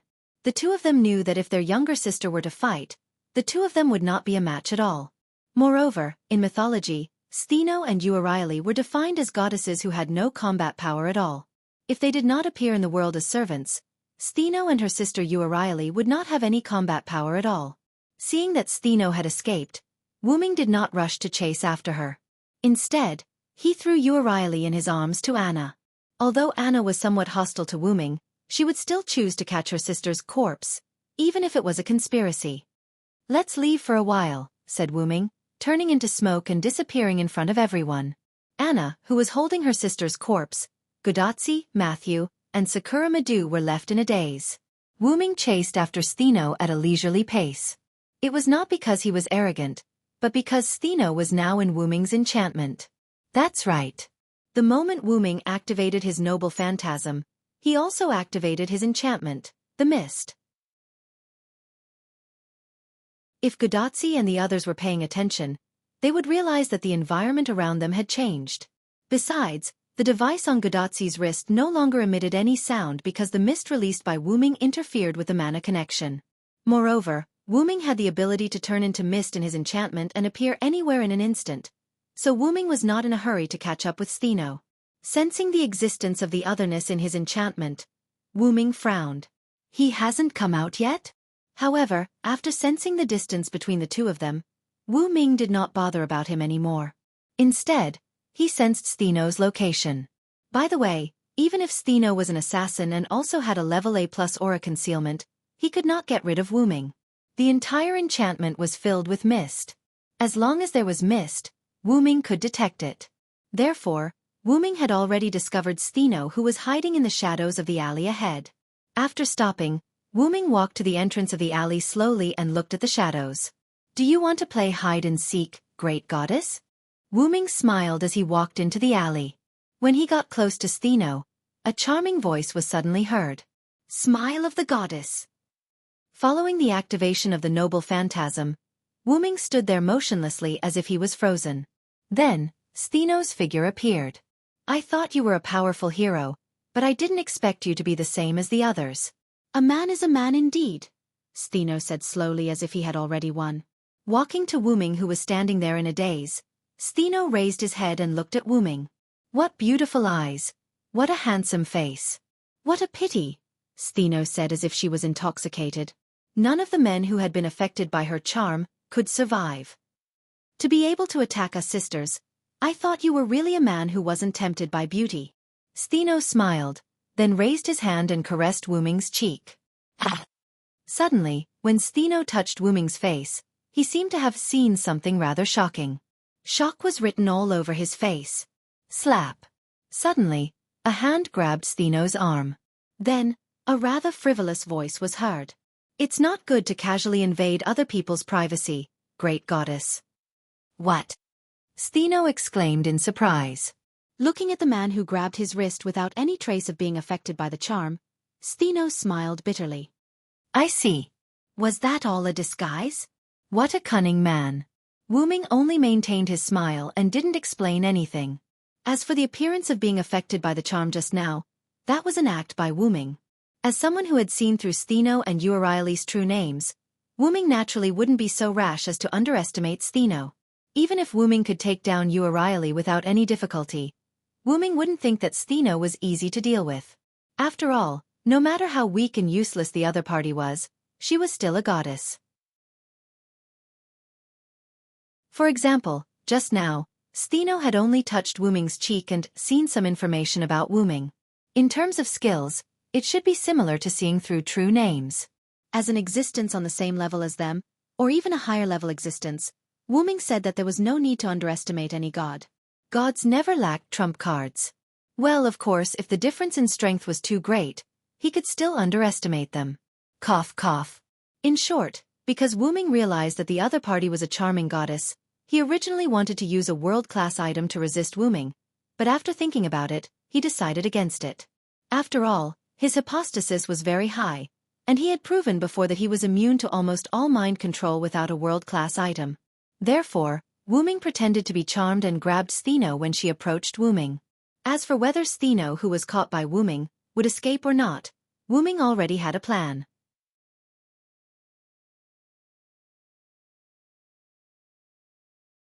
Chapter 340. Wu Ming grabbed Stheno's hand, and a silver chain wrapped around it. Wu Ming had plenty of pirated Enkidu in his dimension artifact. Cough, cough. Anyway, Stheno couldn't run away. Moreover, after Stheno saw what happened to Wu Ming, he gave up on the idea of running away. Don't worry, sly man. I have no intention of running away, even if you did something terrible to my sister. With a smile on his face, Stheno calmly said something rather strange. Although I know you're saying that I didn't kill Urieli, please don't be so strange. Forget it. Wu Ming shrugged nonchalantly and let go of Stheno's hand. However, the Enkidu that was connected to Stheno's hand because of Wu Ming didn't unlock when Wu Ming let go of Stheno's hand. What? You still don't trust me? Stheno raised the Enkidu on his arm and said unhappily. I'm a goddess. A goddess won't lie to a hero who has captured her. Stheno narrowed his eyes and smiled at Wu Ming as if he was looking at a delightful toy. Forget about being a hero. I'm not interested in being a hero. I'm just an assassin, at least for now. Wu Ming shrugged. Wu Ming's last sentence was to tell Stheno not to expose his identity. He just wanted to be a different kind of assassin. Oh, since the great hero says so, I'll just listen to you. Stheno smiled at Wu Ming. Let's go. Your Urieli should be awake by now, right? Wu Ming grabbed Stheno's hand and started walking towards where they came from. As expected of a brave warrior, you actually dared to hold the hand of a goddess. However, since you didn't do anything to Urieli, I will forgive your rudeness. Stheno raised his neck like a proud princess. I feel like it's better to get rid of you now. On the way, Wu Ming began to ask Stheno for information or to verify his speculation. After Wu Ming told Steno about his speculation that Lev had re-summoned 7 servants, Steno nodded. As expected of you. That's right. The man in the green hat summoned 7 new servants, including me and you, O'Reilly. Steno walked elegantly as if Wu Ming didn't take the initiative to hold her hand, but she took the initiative to hold Steno's hand. Then, he began to introduce their lineup. I'm an assassin, you O'Reilly is an archer, and Saber is a muscle man. I can tell he's a lecherous guy. His eyes lit up when he saw you O'Reilly and me, and he even tried to flirt with us. Steno frowned. He was rather displeased. Steno knew how to talk up Tridsup knew how to flirt with. Castor looks like a mature old man. He doesn't talk much. Ryder is a red-haired muscular man. He seems to be a king, and he has some connection with Zeus. He's quite annoying. And the way Castor looks at Ryder is a bit weird. He's full of passion. Steno smiled mischievously. Wu Ming ignored her and continued to listen to Steno's introduction. Steno looked at Wu Ming, who didn't respond. He was not surprised and continued to talk. Berserker was a guy covered in black. I couldn't see his face clearly. However, this guy was always by the other Saber's side. You don't know how excited Berserker was at that time. It looked like he wanted to kill Saber. Wu Ming thought that the Berserker mentioned by Steno should be the black Berserker they met before, and the other Saber mentioned by Steno should be Artoria. Combined with what Steno said, Wu Ming now knew why Berserker came straight to him. I'm afraid that Berserker is a Knight of the Round Table, Wu Ming thought. Although Wu Ming didn't think that a Knight of the Round Table could become a Berserker, there were exceptions to everything. Like Mordred, with her obsession with Artoria, she was likely to become a Berserker. In the last Holy Grail War, although Mordred appeared as a Saber, her fighting style was as violent as a Berserker. But the Berserker who attacked Wu Ming didn't think it was Mordred. Why was Wu Ming so sure? It felt wrong. Well, that's right. The Berserker didn't give Wu Ming the same feeling as Mordred at all. Wu Ming was very confident in his intuition and didn't accept any rebuttal. Ahem. After all, even if Mordred became a Berserker, she wouldn't have an obsession with Wu Ming. If it was really Mordred, then Artoria would be very busy right now, and the Berserker wouldn't attack Wu Ming at all. What about Lancer? Wu Ming shook his head and stopped thinking about it. He asked Steno. This is also why I put Lancer at the end. Steno's eyes began to look serious. You must be careful. Lancer is a god.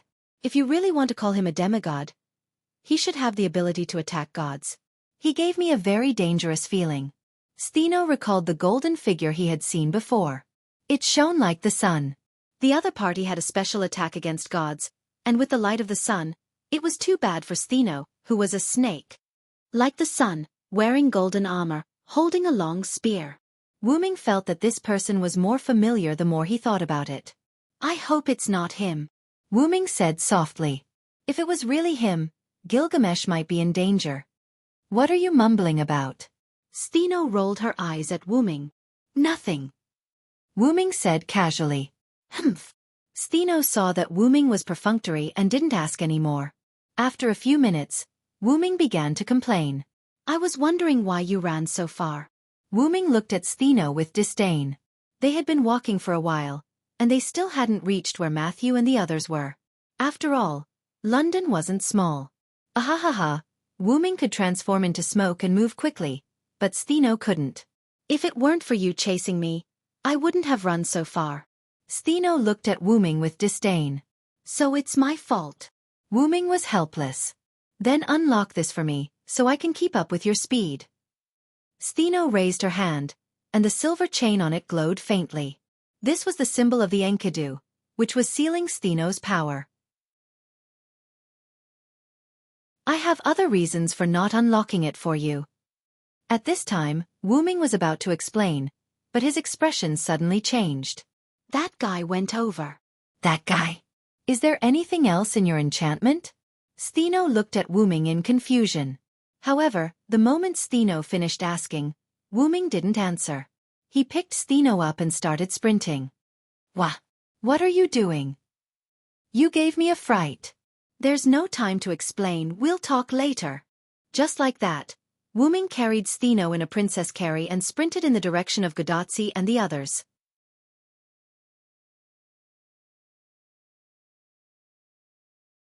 Chapter 341. When Wuming went after Stheno, there were only 4 people left. Gudatsi, Matthew, Anna, and the unconscious Urieli. Gudatsi looked at the direction where Wuming went. Then she looked at Matthew. Matthew, is that man also a servant? He's so powerful. Gudatsi was a little excited, and her eyes were shining. Yes, senpai, the man who went after the enemy is a servant, but strangely, I haven't found his aura. His rank may be assassin. After Matthew explained to Gudatsi about Wuming, he wanted to contact their support personnel. But, Doctor? Are you there? No matter how Matthew called the device on Gudatsi's hand, no one responded. What's going on? Just when Matthew was puzzled, Gudatsi's panicked voice came. Matthew, look, the environment around us has changed. Hearing Gudatsi's surprised and slightly panicked voice, Matthew also looked around. The surrounding buildings had become European-style buildings, which were completely different from the modern buildings in Winterwood City. Similarly, there was no one around, and there was no trace of life. Because of the fog brought by Wuming, Matthew and Gudatsi didn't notice the change in the surrounding environment at first.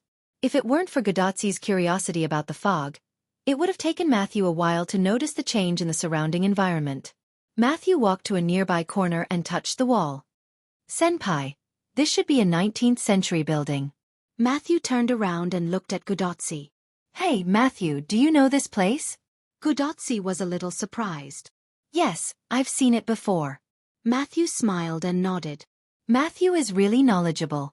Gudatsi praised Matthew, which made Matthew blush a little. This fog contains extremely powerful toxins. Ordinary people may die if they stay here for a long time. At this time, Anna suddenly said. Gudatsi and Matthew looked at Anna, who had been holding her sister before. At this time, Anna had already hugged Sakura Madu in her arms and protected Sakura Madu with her cloak. What? Senpai, how do you feel now? Matthew looked at Gudatsi with a little panic. Although it's not that I don't trust Anna, I really don't feel uncomfortable. Gudatsi touched her body and shook her head. Really, senpai? Matthew still didn't believe it and looked at Gudatsi with concern. Really, Matthew, don't be so nervous. Gudatsi smiled and waved her hand to signal Matthew to calm down. Anasis, actually, I don't feel any discomfort. It's better to say that the air in the fog is very fresh.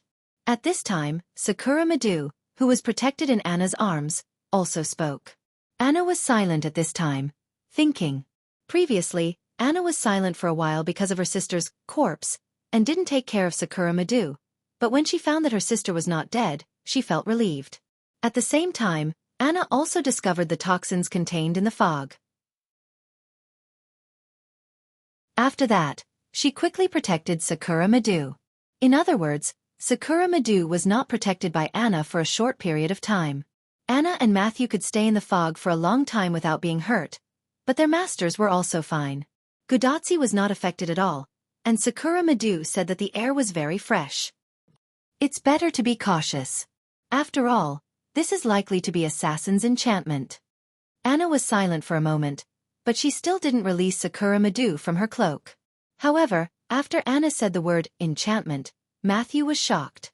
Enchantment? After all, Matthew already knew that Anna was also a goddess, so Matthew felt that Anna's words were very credible. Looking at the somewhat surprised Matthew, Gudatsi, who didn't know what an enchantment was puzzled. Matthew, what is that? Enchantment? Gudatsi asked. Senpai, enchantment is a magic that can instantiate one's own scenery. You can think of it as an independent small world. Matthew knew that his master was not a magician, so he explained it in the simplest terms. Independent small world. Is it that powerful? Gudatsi was also surprised. Well, it's called enchantment. It's called the magic closest to magic. It can be said to be the highest level magic. Matthew nodded. The highest level magic? For Gudatsi, she didn't understand the meaning of magic, but the term highest level magic was very useful for Gudatsi. After all, it was the highest level magic. And among magicians with enchantment are quite rare. It seems that Assassin is not an ordinary person. Matthew looked at the direction where Wuming left. The servant over there is right. She is indeed not an ordinary person.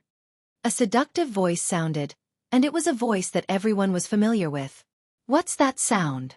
Gudatsi looked in the direction of Uriali, who was unconscious. As expected, the unconscious Uriali had woken up. She was sitting on the ground in an elegant posture, looking like a young lady. Ha! Didn't you say that you were killed by assassin just now? How did you come back to life? Gudatsi's face was filled with a zombie expression. After all, Gudatsi always thought that Uriali was killed by Wuming. How rude of me, unknown master. Let's not talk about how I'm a goddess. How could I die so easily? Moreover, that guy isn't a cruel person. Why would he kill me? Uriali looked at Gudatsi with disgust, which made Gudatsi feel a little embarrassed. Are you awake, sister? Anna knew that her sister was not dead, so she was not surprised to see Uriali wake up. I'm so sad, my dear sister. Can't you be more gentle with your sister? Uriali said uninterestedly. Anna didn't say anything. She didn't even look at Uriali. You won't be our enemy anymore, right? Matthew said uncertainly. Yes, of course. I've been defeated by that man, and I'm his prisoner now. I won't attack you anymore. Uriali didn't feel like a prisoner at all. She looked at Gudatsi and Matthew playfully. Besides, although Master asked us to kill all living creatures, Stheno and I have no intention of attacking you. We're only chasing you because our sister is here. Sigh. Matthew and Gudatsi were dumbfounded. Hearing this, Gudatsi and Mashu remembered that it was Anna who passed by them at the beginning, and then the two of them began to chase after them. Because of that, Matthew had no choice but to propose a collaboration with Anna. I'm sorry. Anna's expression couldn't be seen, but Matthew and Gudatsi felt that Anna's face was extremely red.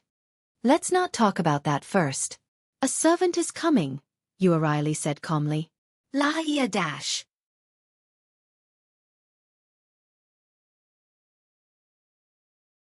Chapter 342. A roar that didn't sound like a human's roar could be heard from the front of Gudatsi and the others. This made Gudatsi, who had just escaped from danger, feel very uneasy. Matthew, who could see his master's uneasiness, raised his shield and stood in front of Gudatsi. It's okay, Senpai. I am Senpai's servant. I will protect Senpai. Looking at Matthew's smiling face, Gudatsi's fear was swept away. Thank you, Matthew. Gudatsi smiled at Matthew. It's coming. Uriali reminded. At the same time, a hostile servant appeared in front of Matthew and the others. Because of the interference of the fog, Matthew, who had just become a servant, no, a dime servant, was obviously not like Uriali and Anna. His perception of danger was also a level lower. Anna had already let go of Sakura Madu and raised her scythe at the source of the danger. Sakura Madu also ran to Gudatsi's side and was hugged by Gudatsi. After all, Sakura Madu was still a little girl, and she was very likable. Gudatsi naturally would not reject Sakura Madu, so she picked her up. Laia! As the roar approached, the owner of the roar appeared in front of Gudatsi and the others. The black fog and the full body armor made it impossible to see the person's face, but they knew that this was a berserker. Ah, it's our berserker. Uriali knew that the berserker would not distinguish between friend and foe, but she still said calmly. Although Matthew was very confused about what Uriali meant by our side, now was not the time to ask questions. Sister, can you fight with us? Anna looked at Uriali, who was sitting on the ground in an elegant posture. Of course, Mashu and Gudatsi also agreed to the idea of increasing their combat power. No, Uriali said straightforwardly. Looking at Matthew and Gudatsi, who immediately showed regret, Uriali continued. It's not that I don't want to help you, but that man is afraid that I won't be honest, so he has already set a restraint on me. With that said, Uriali raised her hand with a bracelet. Above this pair of beautiful and charming jade hands, several silver-white chains with golden light were wrapped around it. Chains, Gudatsi said, looking at the silver-white chains in confusion. She didn't notice it before. Matthew was also puzzled. Obviously, neither of them noticed it. Perhaps only Anna, who caught Uriali before, noticed it. The extraordinarily beautiful chains and the beautiful girl accompanied by her smile made her even more beautiful and seductive. It didn't feel out of place at all, which was why Matthew and Godotzi didn't notice it. This chain has the ability to restrain the mana and divine power in my body. Also, I was injured by that man's noble artifact earlier, so I don't even have the strength to stand up now. This was also the reason why Yuri and Ellie had been sitting there without standing up. Besides, you can't defeat him alone. Hurry up and run for your lives. After all, Uriah and the Black Berserker were considered to be on the same side, and he wasn't weak at all. When Anna decided to kill Uriah and Stheno, the two of them felt that Anna would definitely be able to do it. That was because that was how myths and legends worked. This was how heroic spirit legends worked. The evil dragon was destined to be unable to defeat the dragon slayer, and the pure girl couldn't resist her younger sister who killed and devoured her in order to protect her. That was the tragedy and law of the followers. Therefore, judging from the strength of Anna and Matthew, it was unlikely that they would be able to defeat this berserker. I won't leave. I won't abandon my sister and leave. I'll protect my sister this time. It was ironic that the pursuer no longer chased after them. The rebels who had made up their minds to kill the pursuer changed their mind and chose to protect the pursuer instead. Fate is often so **************. Get used to it. Us too. Although you've been chasing after us, it was a misunderstanding. Since you're Ms. Anna's sister, we won't abandon you. Godotzi clenched her fists and looked at Matthew. That's right. I agree with you, Senior. Matthew nodded. It had to be said that Matthew, who had just become a subservient, and Godotzi, who had just entered the world of magicians, had a very high sense of justice. However, Uriah was helpless against Anna, Matthew, and Godotzi's opinions. You guys are really... Uriah shook her head helplessly. Then, before Uriah finished her sentence, Anna dashed toward Berserker. Leia! Berserker bellowed at the sight of his enemy, charging toward him. He raised the blackened electric pole in his hand and charged toward Anna. Got to say, Uriah was indeed a goddess. Her analysis was spot on. Anna was indeed no match for Berserker. Bam!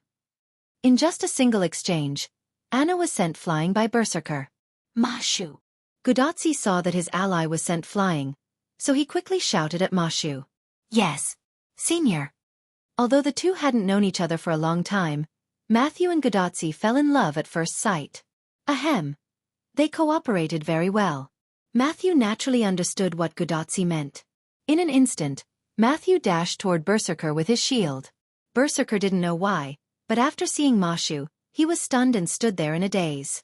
Bam! Boom! Berserker was accidentally knocked away by Matthew and fell to the ground with a loud thud. That's right. Accidentally. Matthew, Godotzi, Uriah, and Anna, who was sent flying by Berserker, were also stunned. It couldn't be helped. Such a powerful enemy was sent flying by Matthew's shield bash. Anna wondered how she had been sent flying just now. Matthew, you're so powerful! Godotzi exclaimed. When they first came to this world, Godotzi and Matthew only encountered skeletons and the like. However, because Matthew was a servant, it was easy for him to deal with skeletons. Therefore, Godotzi felt that Matthew was very powerful at that time. Later, when Godotzi praised Matthew, Matthew said that those skeletons were just weak soldiers. He was actually very weak, but he encountered a weaker opponent. This made Godotzi feel a little helpless. Although it didn't mean that she hated Matthew, Godotzi was still a little depressed when she learned the truth. However, there was one sentence that Godotzi remembered very clearly and was very touched. I am Senior's servant, and I will always protect Senior. Matthew's sentence moved Godotzi quite a bit. Then the two fell in love at first sight. Ahem. Their relationship became more harmonious. But now, after seeing Matthew send Berserker, who was very powerful, Anna flying, Godotzi wondered if Matthew said that he was weak to make her feel less proud. Then, while everyone was still in a daze, Berserker, who was sent flying, got up again and rushed to Matthew's side. That's right. For some reason, Berserker did not attack Matthew. Instead, he attacked the others. Other than Matthew, the one who was closest to Berserker was Uriah, who could not move freely. Berserker rushed to Uriah and raised the electric pole that had been transformed into a noble artifact. Sister! Anna, who got up again, screamed in shock. Boom!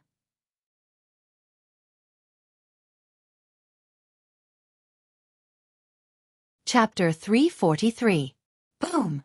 The Grade D electric pole relic smashed onto the ground, causing the ground to shatter. However, Riley was nowhere to be seen on the shattered ground and under the electric pole. Riley was not sent back to the Martyr's Palace either. Instead, "Gosh, I almost died," Riley grumbled. "Sister." Anna looked in the direction of the voice. At the same time, Mashu and Gudatsi also looked at him. He saw a man wearing a black windbreaker, black leather shoes, and a black top hat standing on top of a pile of rubble. The man was carrying two identical girls in his arms. They were Stheno, who had escaped, and Riley, who had almost died under Berserker's baton. "Ah! It's the mysterious assassin!"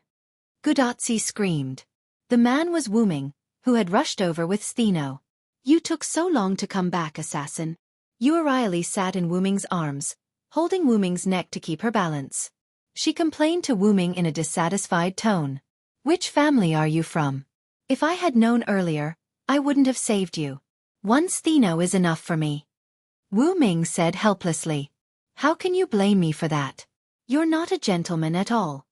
Just like Riley, Stheno sat in Wuming's other arms. She held Wuming's neck to keep her balance while refuting Wuming.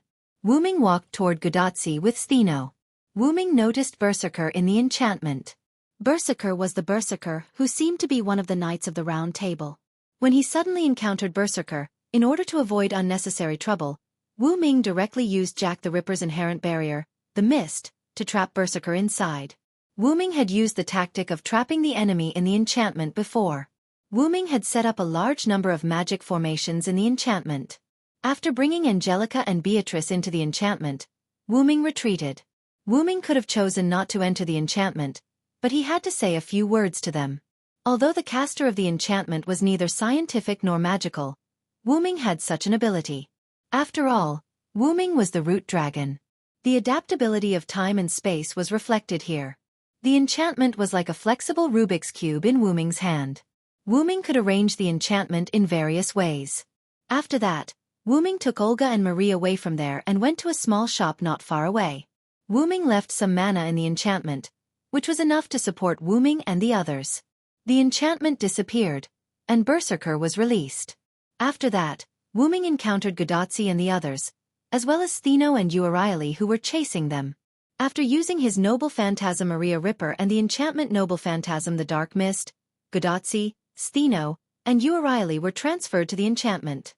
At that time, Berserker, who was trapped in the Dark Mist, had not been released yet.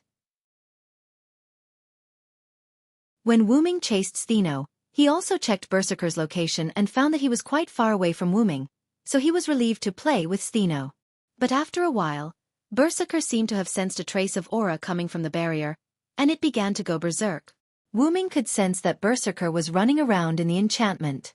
And just when Wuming and Stheno were on their way back to Gudatsi and the others, Wuming sensed that Berserker was approaching Gudatsi and the others. After all, the Dark Mist was about the size of London City. Although it was not small, it was not that big either. It could only be said that Berserker was very lucky to have found the location of Gudatsi and the others. As expected of Lucky B. After Wuming sensed all of this, Wuming hurriedly carried Stheno and rushed over at full speed. However, Wuming was worried that Gudatsi and the others would have an accident, so he directly used his Dragonist item, which he hadn't used for a long time, and rushed over with agility beyond X. Why do you think Wuming did not hesitate to cheat to bring his treasure trove? It was because the treasures in the treasure trove were really helpful to Wuming. Especially Wuming, who was an assassin at the moment. The treasures were really helpful. After Wuming used an item to speed up his journey, the scene where Wuming saved Riley, who was about to die under the telephone pole, appeared. The reason why Wuming did not directly remove the enchantment was that Berserker was not far from them, and he might be attacked by other servants. After all, Wuming had verified that Winterwood City had indeed summoned the 7 servants. If he directly removed the enchantment, Berserker would definitely find them. In addition, Berserker did not find Gudatsi and the others in the enchantment, so Wuming wanted to meet with Gudatsi and the others to ask something in the enchantment. Obviously, the orange-haired girl and the shield lady were not people of this world. After crossing through time and space, their space-time aura was a bit serious. The reason why Olga Marie did not have the space-time aura was because she was dead. She was just like a servant. She was dead. She was a mass of magic power. She was a spirit. But even so, Wu Ming still suspected that Olga Marie had something to do with Gudatzi and the others. Stheno only complained because Wu Ming's super speed scared the goddess. After all, Wu Ming's agility was beyond EX, and he was comparable to Wu Ming's Phoenix incarnation. However, the item that increased speed was not something that everyone could use. If Olga Marie used it, she would explode in an instant. After all, if her physical fitness was not up to par, she naturally couldn't use it. Take Wu Ming's avatar for example. In the world of the Godslayers, Wu Ming's original body had descended. Even though he was still in his infancy state, the Origin Dragon's physical body that had undergone some minor baptisms had become extremely powerful. Wu Ming's incarnation had limitations because Wu Ming still had room to grow. It was estimated that when Wu Ming was fully grown, Wu Ming could use multiple incarnations at will, and their power would also be greatly improved. But if Wu Ming's incarnation was used by his incarnation, the limitations would be quite big. After all, if the strength of the incarnation was not enough, it would be torn apart in an instant. As for Assassin, the reason why Silent Wonder didn't cheat and let the 12 clones follow him was because Silent Wonder couldn't use any of his clones. Even if he could use them, the power was very small. If Wu Ming used them by force, he would die. Therefore, it was really useful to bring Dragonist, a treasure trove that contained a large number of very useful treasures. At that moment, Berserker, who lost his target, began to roar furiously. Lahia! Gudatzi and the others realized that the enemy had not been eliminated yet.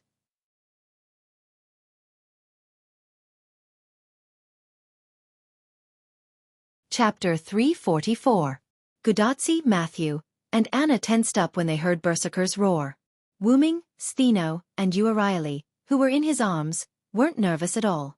Stheno and Uriali were goddesses, so they didn't feel anything from a mere berserker. Even when Uriali almost died under Berserker's stick, she didn't react at all. She was still chatting happily with Wu Ming and Stheno. Wu Ming, on the other hand, wasn't afraid at all.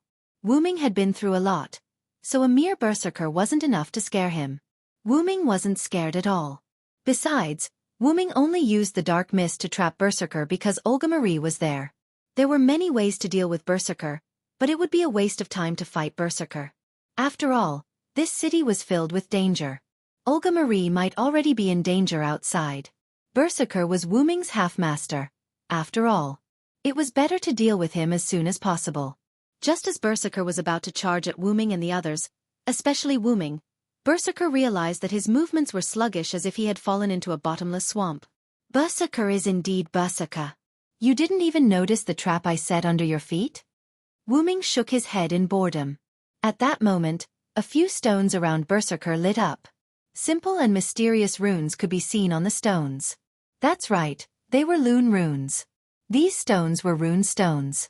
Just like Rin Enbin and Luvia's gem magic, these rune stones had the same effect. Gem magic was to store spells and magic power in gems in advance, and then use them directly when needed. Magicians needed spells and magic power to cast magic, but because the spells and magic power needed to be used were all stored in gems, the use of gem magic was only to release the gems that stored the spells and magic power. Releasing the gems only required a small amount of mana, so gem magic was very practical. However, since the gems used for gem magic were single-use, it was mostly used by nobles. Of course, Rin Enbin didn't look like a noble anymore, but she was telling the truth when she said that she was down and out. As for the rune, it was engraved on the stone in advance. When it was used, it only needed to be released. However, the rune was extremely powerful. Although it wasn't in terms of attack, it was extremely powerful in other aspects. Therefore, the stone made of the rune could be said to be extremely precious. At this moment, the stones that trapped Berserker were engraved with large amounts of Lune runes that had the effect of slowing and suppressing. Just one stone was enough to cause an obvious effect. At this moment, dozens of Lune runes lit up around Berserker. These dozens of rune stones formed an intricate magic formation with Berserker in the center. This magic formation was made of dozens of binding Lune runes. It wasn't easy to bind Berserker, who had an A-rank endurance. Of course, if Berserker could move, he would be able to escape from the magic formation. However, Berserker was like a fish on the chopping block. It was impossible for him to escape. What? If one were to ask Wuming where the Lune runes engraved on the runestones came from, Wuming would say that when he first learned the Lune magic, he would experiment with stones by the roadside. Over time, countless runestones accumulated. Therefore, Wuming chose a portion of the useful runestones and stored them in his Lune rune space. Of course, Wuming hadn't completed the Lune space at that time, so it was still very small. Therefore, Wuming only stored a small portion of the runestones and left the rest in the country of shadow. After that, Wuming would sometimes create some runestones when he was free. After all, Wuming knew that there would be a day when he would need them. Just like now, he couldn't release the true name of the relic in his treasure vault, nor could he use the advanced magic of assassin. Now, he only needed to use a little bit of mana to recreate the Kenzaki magic. One had to know that Silent Cry's mana level was EX. In that case, there was no shortage of mana. Leia! Although Berserker was bound, he still roared unwillingly. Facing the immobile Berserker, Wuming gently placed Stheno and Urieli on the ground, and walked towards Berserker. Wuming came before Berserker and took out 18 rune stones from the black space beside him. As expected, you're Lancelot, right? Wuming said softly. When Wuming said Lancelot's name, Berserker suddenly fell silent for a moment, but soon returned to his frenzied state. Wuming smiled with pity. The hero who was known as the Knight of the Lake, and the Flower of Knights, who had achieved countless feats and received the blessings of the elves, had actually turned into a monster. What a joke. You've been chasing after me. I'm afraid you're obsessed with me. When Wuming was in Camelot, almost all the knights respected, admired, and worshipped Wuming. However, Lancelot was the only one who could be considered a fanatic. However, Lancelot wasn't loyal to Wuming. As Arthur Artoria's knight, Lancelot had always been exceptionally loyal to her, but he also worshipped Wuming fervently. Although he didn't express it, Wuming could feel it. After Wuming's departure, Lancelot's fanaticism shifted to Guinevere. When Guinevere was tricked by Morgan Le Fay to reveal his love for Wuming and was about to be executed, Lancelot didn't hesitate to save Guinevere and escape from Camelot. However, because of this, Lancelot became the second fuse that affected the fall of Britain after Wuming. Surrounding the incident between Lancelot and Guinevere, the people questioned, the nobles stirred up trouble, and Artoria's power was affected. This was a severe psychological blow to Lancelot. Then Guinevere said, I should be executed. It's not only a release but also a way to lighten the king's burden. After that, Lancelot sent Guinevere back. After that, Artoria successfully exiled Guinevere and saved his life. Lancelot had always been obsessed with Wuming, which was why he kept chasing after Wuming. Not only that, but turning the electric pole into a noble relic and disguising his appearance were also very similar to Lancelot's experience. Defeating the enemy with a tree branch and completing the heroic feat of hiding his identity. Wuming guessed that these two things could be upgraded to noble relic or skill. All these signs were very clear. Coupled with Wuming's probing, Wuming was now very sure that Berserker was Lancelot. I didn't expect to meet you here, Lancelot. How sad. Wuming slowly placed the 18 rune stones around Lancelot and chatted with him. Leia! Lancelot screamed miserably. I know you have a lot to say to me, but let's wait until next time. Compared to Berserker, I think Saber is more suitable for you. After placing the 18 Lune runes on the stones, Wuming turned around and left. At this moment, Lancelot seemed to have calmed down. He stiffly performed a knight salute to Wuming. Oct de Godin. A magic spell that was comparable to a city's noble phantasm was released. In an instant, a violent explosion came from behind Wuming. The flames and smoke of the explosion were more than 10 meters high, but it did not burn Wuming and the others at all. Goodbye, Lancelot.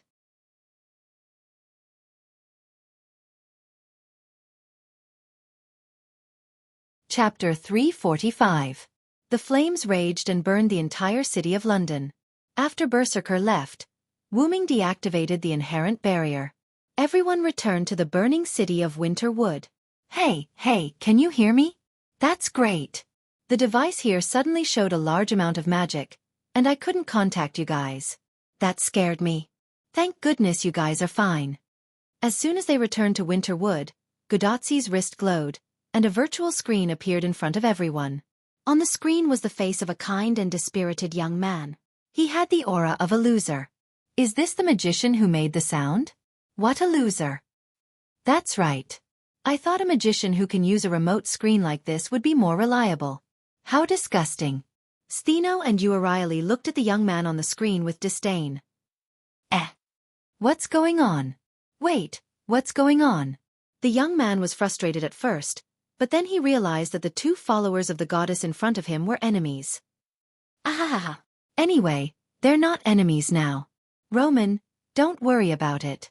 Gudotsi smiled awkwardly. I'll explain the situation to you later, Dr. Roman, Matthew said to the young man seriously. Is that so?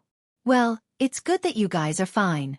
Just now when I suddenly couldn't contact you guys, everyone was worried sick.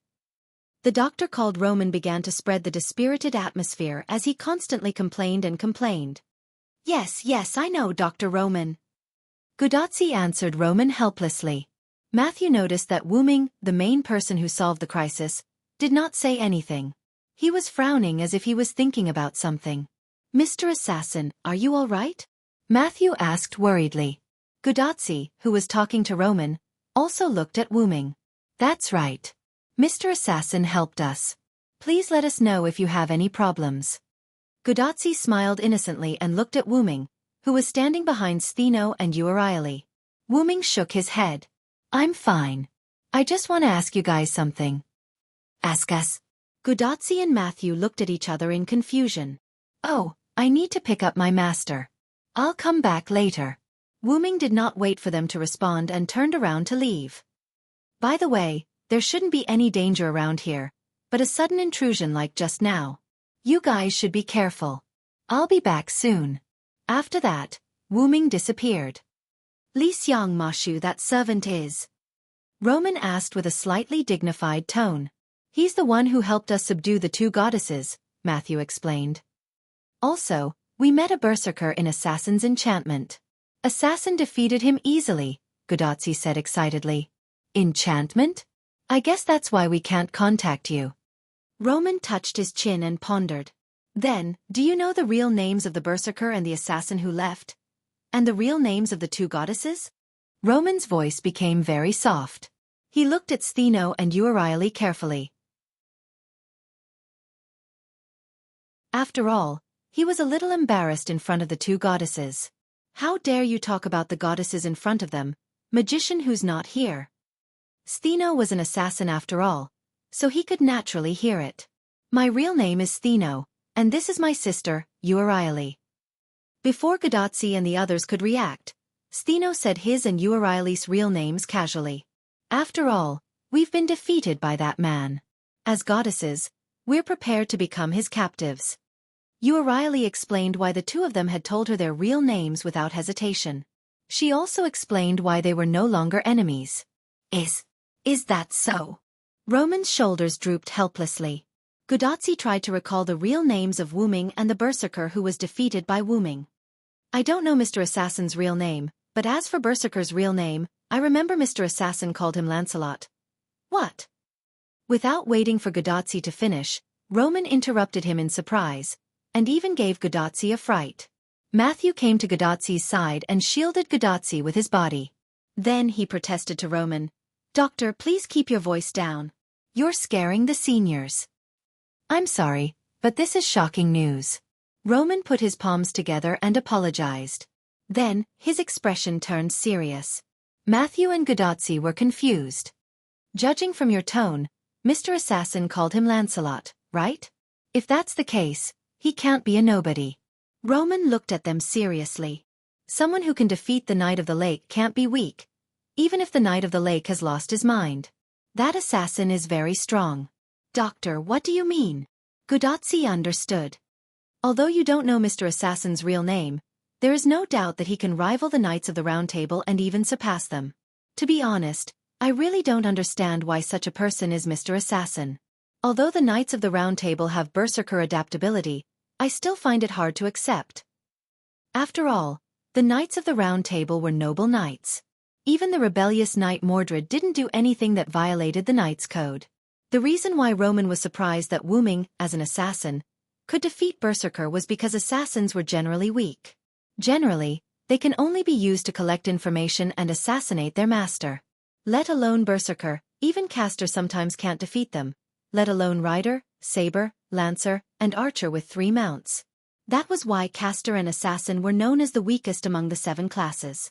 Caster was also a powerful enemy after the workshop was completed, but assassin didn't have any other advantages, so sometimes assassin was even weaker than caster. But he used assassin to defeat Stheno, who is also an assassin, and even Uriali, who is an archer. After that, he still had the strength to defeat Berserker. It seems that you have encountered a powerful servant. The more Roman analyzed, the brighter Matthew and Godotzi's eyes became.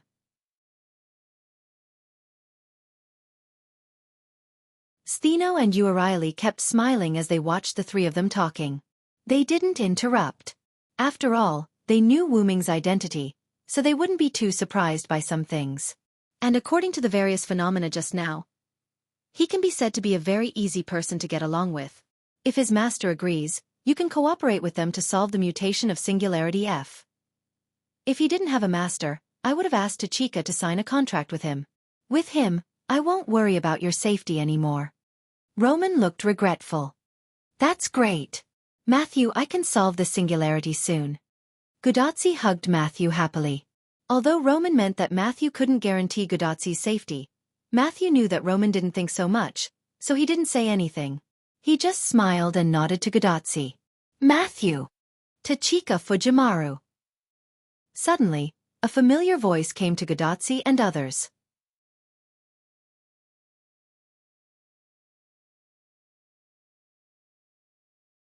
Chapter 346. Matthew! Tachika Fujimaru! A familiar voice came, and the 2 couldn't help but look at the source of the voice. Wu Ming and Olga Marie stood not far away. Wu Ming didn't do anything, but Olga Marie looked like she had finally found the organization. Of course, she wouldn't admit it. Director, are you still alive? Sure enough, Roman was a rather clumsy person. What do you mean, Roman Aikman? Are you looking forward to my death? Obviously, Roman Aikman was his real name, and Roman was an abbreviation. Olga Marie angrily walked to the virtual screen and stared at Roman. How could that be, Director? It's great that you're okay. Roman tiredly dealt with Olga Marie, feeling rather helpless. Director also successfully came here, that's great. Matthew said happily when he saw that Olga Marie was fine. Olga Marie was a little unnatural when she heard Matthew's words. Wu Ming felt that Olga Marie was a little resistant to Matthew, or more accurately, she felt guilty. Seems like there's a story. Wu Ming thought carefully. That's great. Director is also fine. Godotzi also smiled happily. Ahem. Speaking of which, are you the only 2 here? Where are the others, and why are you sitting in this position, and where is Lev? Olga Marie asked, then looked at Roman on the virtual screen. Wu Ming, who was behind Olga Marie, slightly raised his eyebrows when he heard this, but quickly returned to normal. Sure enough, Lev is indeed related to this group of people, but it seems, they don't know Lev's true identity. Through the behavior of this group of people, Wu Ming could naturally see their character, and it was obvious that they were not on the same side as Leviticus. Wu Ming looked at the male lead on the screen. Only this male lead was something that Wu Ming couldn't see through. The so-called couldn't see through meant that Roman was like a god and like a human, like a living person and like a dead person. If there's a chance, I still have to meet this person in person. Wu Ming always had a feeling that Roman was not the culprit behind the burning of Winterwood City, but also the person who couldn't get away from the root cause of the black mud. Because of Olga Marie's doubts, Roman didn't notice Wu Ming's gaze. Currently, except for Tachika Fujimaru, the rest of the 47 masters are trapped in the shell's body and are. Because the explosion was in the center of the control, Roman said regretfully. Wu Ming couldn't help but laugh. Fortunately, he held it back in time and didn't reveal it. If a mere explosion could kill Lev, Wu Ming would thank the heavens. Lev. But after hearing this bad news, Olga Marie looked like she couldn't accept it. Through the magical connection between Wu Ming and Olga Marie, Wu Ming could clearly sense that Olga Marie's magical power was very unstable. If he had to describe it, it would be like a human after their faith collapsed. But Olga Marie was indeed a famous magician. She quickly calmed down and began to understand the condition of their base through Roman, and began to give orders. Wu Ming wasn't interested in listening to this. He walked over to the Gorgon sisters and Anna's young master, Sakura Madu. Anna was sitting on a small rock with the sleeping Sakura Madu in her arms. Stheno and Euryale were sitting on the left of Anna and Sakura Madu. Wu Ming walked over, and Stheno spoke first. "You finally have time to talk to me. I thought you had forgotten about me." Stheno narrowed her eyes at Wu Ming, who was walking over. What a greedy man. Not only did he capture me, but he also captured another me, and heartlessly abandoned us. How heartless? Euryale continued Stheno's words and also narrowed her eyes at Wu Ming. I wouldn't dare to capture the goddess. I heard that anyone who has anything to do with the gods of Greek mythology doesn't have a good ending, Wu Ming shrugged and said disinterestedly. But those are all mortals. If it's you, I don't think you'll suffer, Stheno said cheerfully. Wu Ming ignored the two of them. He walked to Anna's right and sat down. Is she asleep? Wu Ming looked at Sakura Madu and asked Anna. After all, she was his sister-in-law in another world. He should at least show some concern. Thank you for not killing my sister. Anna replied first. Then, she thanked Wu Ming softly. By now, Anna's identity had been made known to everyone. She was the youngest sister of the Gorgon sisters. She had devoured two of her sisters and turned into a monster, Medusa. Of course, the current Anna was Medusa's infant body. In other words, she hadn't killed her sisters yet.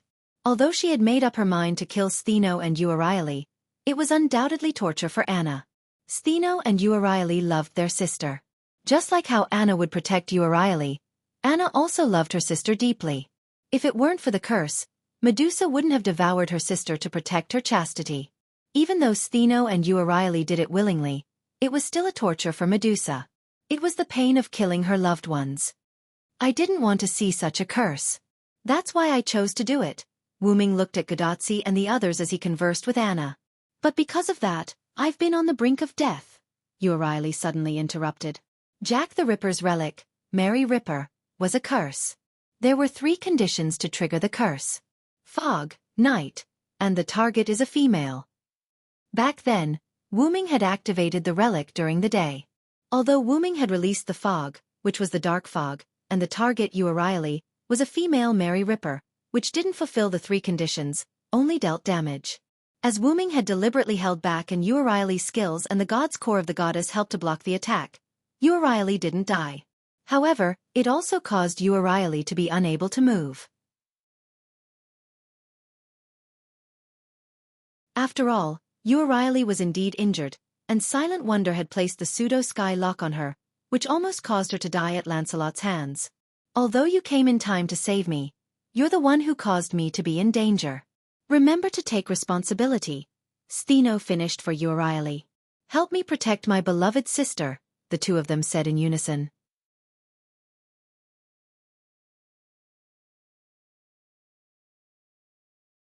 Chapter 347. Wu Ming raised an eyebrow at Stheno and Euryale's shameless request. You two really know how to take advantage of the situation. Why did he say that? It was because Stheno and Euryale seemed to have been connected when they came into contact with Wu Ming. They knew Wu Ming's identity. He was an extremely powerful and majestic legendary dragon from beyond this world, the Dragon of Origin. The two of them knew about the dangers of the Holy Grail War, so they wanted to protect Anna. However, they were unable to protect Anna, so they wanted Anna to kill her and recreate the legend of the Gorgon monster. The appearance of the Gorgon meant that they had the power to protect themselves, but Wu Ming disrupted their plan. However, through Wu Ming, Stheno and Euryale found the hope of protecting Anna, so they made the request. Sister. Anna looked at Stheno and Euryale, touched. Although she was already dead, and her safety was no longer a concern, she was still happy to hear that someone cared about her. Sure enough, no matter what, my sister still loves me, Anna thought to herself. However, Stheno and Euryale stood up as if they were interrogating him. They walked to Wu Ming and looked into his eyes. So, what's your answer? The two asked in unison. I didn't want to fight the other servants. My goal is to solve this disaster, Wu Ming said in confusion, which made Stheno and Euryale a little unhappy. However, Now is the time for the servants to unite. Of course, I won't abandon Anna, my ally. Wu Ming put his hand on Anna's head. Then, Anna slapped Wu Ming's hand away. Don't touch my head. Anna stared at Wu Ming with her small eyes under the hood. She was especially intimidating. Wu Ming raised his hand that was slapped away by Anna and smiled awkwardly. Stheno and Urieli smiled as well. Of course, they were laughing because Wu Ming was defeated by Anna. Wu Ming looked at his hand in confusion. That shouldn't be. May you and the others like it when I touch their heads. Did my affinity aura lose its effectiveness after becoming an assassin? Wu Ming shook his head and stopped thinking about it. By the way, you two are now someone else's servants, right? Wu Ming looked at Stheno and Urieli. That's right. Our master is a green tall hat man. Stheno nodded. She must have used the Holy Grail to cheat, Urieli said. That's how she was able to summon the 7 servants again. And it doesn't exclude the possibility that he can continue to summon servants. Wu Ming nodded. Stheno was right. After all, Wu Ming did not feel that Lev was a human being. Since he could maintain the contract of 8 servants, including Artoria, he was definitely not an ordinary person. However, it did not exclude the possibility that Lev had placed the contract on Artoria's heart, which was the Holy Grail. You wrapped this chain around me to prevent my master from using the command incantation, right? Urieli raised her small hand. The silver-white chain with golden light decorated her like a priceless accessory. Ah, I have one too. Is this a slave's chain? Stheno also raised his wrist and said with a wicked smile. Although it's a simplified version of Enkidu, it's still a divine weapon. It's still effective against gods, Wu Ming explained. Although I wanted to kill you to be safe, I still had some questions to ask you, so I kept you two alive. Now it seems that you two are really a burden, Wu Ming said with disdain. Don't talk about my sister like that. Anna glared at Wu Ming angrily. Her face under the cloak was full of dissatisfaction. Then, Sakura Madu woke up. Wu Ming was able to escape from Anna's glare. Wu Ming even wondered if he would be petrified if Anna glared at him for a while longer. Wu Ming then took out some high-level Loon runestones and sealed Stheno and Urieli's mana. He also added a series of negative buffs to their attacks. Of course, Wu Ming only did this after they agreed.